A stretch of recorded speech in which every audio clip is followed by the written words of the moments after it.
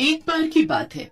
रघु रोज की तरह आज भी सूरज निकलने से पहले ही उठ जाता है और हाथ में कुल्हाड़ी पकड़कर जंगल की ओर चल देता है। इस तरफ तो मैं रोज ही लकड़ियाँ काटता हूँ, आज क्यों ना जंगल के दूसरी तरफ जाया जाए। वहाँ मुझे बड़े बड़े पेड़ मिलेंगे तो लकड़ियाँ भी ढेर निकलेंगी उनसे। रघु कंधे पर कुल्हाड़ी रखकर जंगल की दूसरी तरफ निकल पड़ता है और पेड़ों को काटकर उनसे लकड़ियाँ इकट्ठी करने लगता है। जब रघु पेड़ को काट रहा था तभी उस पेड़ से अचानक खून निकलने लगता है। खून देखकर रघु डरने लगता है और हैरान भी हो जाता है। पेड़ से खून?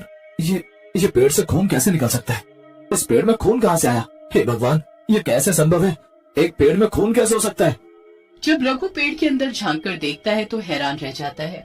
अब समझ में आया सब कि ये जो खून था वो पेड़ का नहीं था, ये तो इस सांप का था जो मेरे हाथों मारा गया। और मैं बेकार में ये सोचकर परेशान था कि पेड़ से खून कैसे निकल रहा है। खैर, इस जंगल में न जाने कितने सांप हैं और ऐसे ही रोज कितने मरते होंगे। इस सांप को यहीं पड़ा रहने दिया जाए और अब घर चला जाए, क्योंकि बहुत सारी लकड़ियां इकट्ठी हो चुकी हैं। रघु तो वहाँ से चला जाता है, पर कुछ ही देर बाद उसी पेड़ के पास से एक तांत्रिक बाबा गुजरता है तो उसकी नजर उस सांप पर पड़ती है। ये क्या? ये सांप तो मामूली सांप नहीं लगता, ये तो इच्छाधारी सांप लगता है। इसके तो 2 टुकड़े हो चुके हैं। इसे किसने मारा होगा? देखो, मरने के बाद भी ये तड़प रहा है। इसका मतलब इस सांप में अभी भी जान है। मुझे इसे जीवित करना ही होगा किसी भी हाल में। तांत्रिक सांप के दोनों टुकड़ों को उठाता है और अपनी तंत्र विद्या से उन टुकड़ों को जोड़कर एक करने लगता है, पर बहुत कोशिश करने पर भी तांत्रिक सांप के टुकड़ों को एक नहीं कर पाता। तभी तांत्रिक अपने थैले से एक बोतल निकालता है। इस बोतल में मैंने कई सालों से एक भूत को पकड़कर बंद कर रखा है। अब मैं इस भूत का आधा धड़ इस सांप के लगा दूंगा, फिर ये सांप जीवित हो उठेगा। तांत्रिक बोतल के अंदर से भूत को निकालता है और उसके 2 टुकड़े करके एक टुकड़ा सांप के साथ रखकर जोड़ देता है। फिर कुछ देर आंखें बंद करके मंत्र बोलता है और सांप को जीवित कर देता है। अब सांप का ऊपरी हिस्सा एक भूत का और बाकी हिस्सा सांप का। ए तांत्रिक, तूने क्या किया? मेरे शरीर का ये क्या हाल कर दिया? तू अब नहीं बचेगा। मुझे हाथ भी लगाया तो मैं तुझे भस्म कर दूंगा। और बात रही तेरे शरीर की, उसे मैंने जीवन दान दिया है। अरे तुझे तो कोई मार कर तुम्हारे टुकड़े कर कर चला गया। तुम लहूलुहान वहां पड़े थे। उसके बाद मैंने तुम्हें पहले जैसा करने की बहुत कोशिश की, पर नहीं कर पाया। उसके बाद बस यही एक रास्ता बचा था मेरे पास तुम्हें जीवित करने का। पर इस भूत को मेरे धड़ से क्यों जोड़ा? कोई और नहीं मिला था क्या तुझे?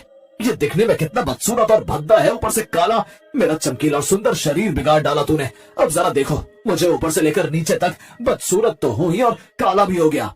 तुम चिंता मत करो, मैंने तुम्हें जीवन दान दिया है तो तुम्हारा शरीर भी पहले जैसा कर सकता हूँ, पर उसमें थोड़ा वक्त लगेगा। अब मैं तुम्हें जैसा कहूंगा तुम्हें वैसा ही करना होगा।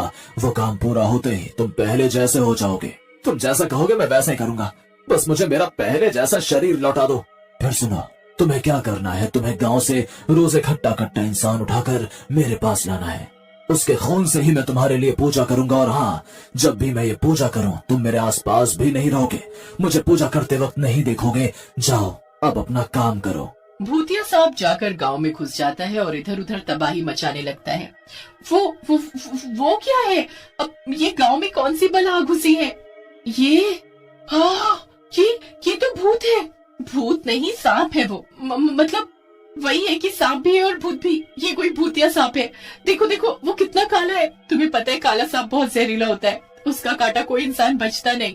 यहाँ खड़े मत रहो, आप अपनी अपनी जान बचाओ, भागो। तभी भूतिया सांप पांडु को अपने हाथों में उठा लेता है। बचाओ बचाओ, मुझे बचाओ। ये भूत से मुझे बचाओ, मुझे जाने दो। छोड़ दो, मैंने तुम्हारा क्या बिगाड़ा है जो तुमने मुझे पकड़ लिया? भूतिया सांप पांडु को उठाकर तांत्रिक के पास ले जाता है। तांत्रिक पांडु की बलि चढ़ाता है और उसे मार देता है और फिर उसके शरीर का खून निकाल कर पी जाता है।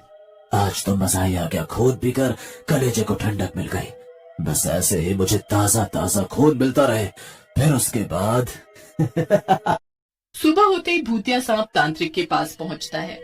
तुमने जैसा कहा मैंने वैसा ही किया। अब तो मुझे पहले जैसा कर दो। ये काम इतनी जल्दी नहीं हो सकता, मुझे और इंसान चाहिए और पूजा करनी होगी। इसलिए अभी जाओ और ले आओ मेरे पास उन गांव वालों को उठाकर। भूतिया काला सांप पहले की तरह होने के लिए व्याकुल हो रहा था, इसलिए वो गांव के भोले भाले लोगों को उठाकर तांत्रिक के हवाले करता जा रहा था और तांत्रिक उन सभी लोगों को मारकर उनका खून पीता। गांव के लोगों को भूतिया सांप का डर हर वक्त रहता था। ओ भूतिया सांप मेरे जवान बेटे को उठा ले गया और मैं उसे बचा भी नहीं सका। मेरे बच्चे के साथ उसने क्या किया होगा, पता नहीं वो जिंदा भी है कि नहीं। काका ऐसे क्यों बोलते हो, उसे कुछ नहीं होगा। ये आफत पता नहीं कहाँ से आ गई है इस गांव में। वो भूतिया सांप क्यों लोगों को उठाकर ले जा रहा है? किसी ने उसका क्या बिगाड़ा है जो वो ऐसा कर रहा है? अगर अब के अब वो सांप इस गांव में आया तो मैं इस कुल्हाड़ी से उस सांप के 2 टुकड़े कर दूंगा। मुझे लगता है जैसे तुम सब मेरी ही बातें कर रहे हो। क्यों, सही बोला ना मैंने? सोमनाथ भाई, अब करो इस सांप के 2 टुकड़े अपनी कुल्हाड़ी से। अभी थोड़ी देर पहले तो तुम बड़ा चीख चीख कर बोल रहे थे कि मैं उस सांप के टुकड़े टुकड़े कर दूंगा। अब करो इसके टुकड़े। चुप करो तुम, वो तो मैं ऐसे बोल रहा था। अच्छा, तो तुम मेरे टुकड़े करोगे? मेरे टुकड़े करने से पहले तुम अपने आप को तो बचा लो। वो भूतिया सांप सोमनाथ को उठाकर ले जाता है और तांत्रिक के हवाले कर देता है। कई महीने बीत गए। भूतिया सांप अब तक गांव के आधे लोगों को उठा उठा कर तांत्रिक के हवाले कर चुका था। उस तांत्रिक ने जैसा कहा मैंने बिल्कुल वैसा ही किया, पर मेरा शरीर पहले जैसा बिल्कुल भी नहीं हुआ। ये तांत्रिक कब मुझे मेरा शरीर देगा? भूतिया सांप बहुत परेशान था।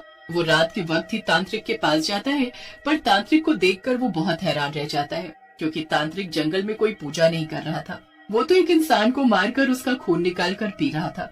बस एक दिन और फिर मैं अमर हो जाऊंगा, हमेशा हमेशा के लिए। उस सांप को मैंने कैसे बेवकूफ बनाया। उसे लगता है कि मैं ये सब उसके लिए कर रहा हूँ। नहीं, ये सब तो मैं अपने लिए कर रहा हूँ। इन इंसानी खून को पीकर मेरे अंदर ताकत आती है और अब मैं इस बूढ़े शरीर से भी छुटकारा पा जाऊंगा। ये इंसानी खून मुझे हमेशा हमेशा के लिए जवान कर देगा। ये तांत्रिक मुझे कितने दिनों से बेवकूफ बना रहा था और मुझे इसकी चालाकी का जरा भी अंदाजा नहीं हुआ। पर अब नहीं, मैं सब जान गया हूँ और इस तांत्रिक को मैं इसके इरादों में कामयाब नहीं होने दूंगा। भूतिया सांप तांत्रिक के सामने जा खड़ा होता है। तांत्रिक, तूने अभी जो कहा वो मैंने सब सुना, और ये सब सुनने के बाद मैं तुझे तेरे इरादों में कामयाब नहीं होने दूंगा। झूठा फरेबी तांत्रिक, अमर तो मैं होकर रहूंगा चाहे जो हो जाए। और मैंने तुम्हें धोखा दिया, झूठ बोला, उसका मुझे जरा भी अफसोस नहीं, क्योंकि वो सब मैंने अपने लिए किया। अब सब पता चल ही गया तो तू मुझे मेरा शरीर का आधा हिस्सा वापस कर दे। वो तो मैं तुझे नहीं दूंगा, क्योंकि वो आधा हिस्सा जब तक मेरे पास है तुम मेरा काम करते रहोगे। बस फिर क्या था। भूतिया सांप गुस्से से और ज्यादा काला हो जाता है, क्योंकि अब सांप बहुत जहरीला हो चुका था। तांत्रिक और भूतिया सांप में हाथापाई होने लगती है। सांप तांत्रिक को काटता है, पर तांत्रिक पर उसके जहर का कोई असर नहीं होता। लड़ते लड़ते सुबह हो जाती है और वो दोनों लड़ते लड़ते गांव में पहुंच जाते हैं। तांत्रिक और भूतिया सांप को लड़ता देख पूरा गांव वहां इकट्ठा हो जाता है। तूने मेरे हाथों से पाप कराया है, इन मासूम लोगों को मारा है तूने, उनकी बलि देकर, उनका खून पीकर आज मैं तुझे मार डालूंगा। तू कभी अमर नहीं होगा, पर मरने से पहले मेरा आधा शरीर दे। गांव वाले तांत्रिक को पहचान गए थे, क्योंकि वो पहले भी ऐसी हरकत कर चुका था। पर गांव वालों को सब पता चलने पर उन लोगों ने तांत्रिक को धक्के देकर गांव से बाहर निकाल दिया था। इस तांत्रिक ने यह हरकत की है, अब अगर ये इसे जिंदा छोड़ दिया तो ये तीसरी बार फिर ऐसी हरकत करेगा, इसलिए इस तांत्रिक को अब हम जिंदा नहीं छोड़ सकते, इसे मरना हो। तभी आसमान काले बादलों से घिर जाता है और तांत्रिक अपने दोनों हाथ ऊपर करके अमर होने के लिए मंत्र बोलने लगता है। तभी भूतिया सांप पास पड़ी कुल्हाड़ी से तांत्रिक के दोनों हाथ काट देता है। तांत्रिक वहीं तड़प तड़प कर मर जाता है। तांत्रिक के मरते ही भूतिया काला सांप खुद ब खुद पहले जैसा हो जाता है। अब उसका पूरा शरीर सांप का था। वो खुशी खुशी चुपचाप वहाँ से चला जाता है।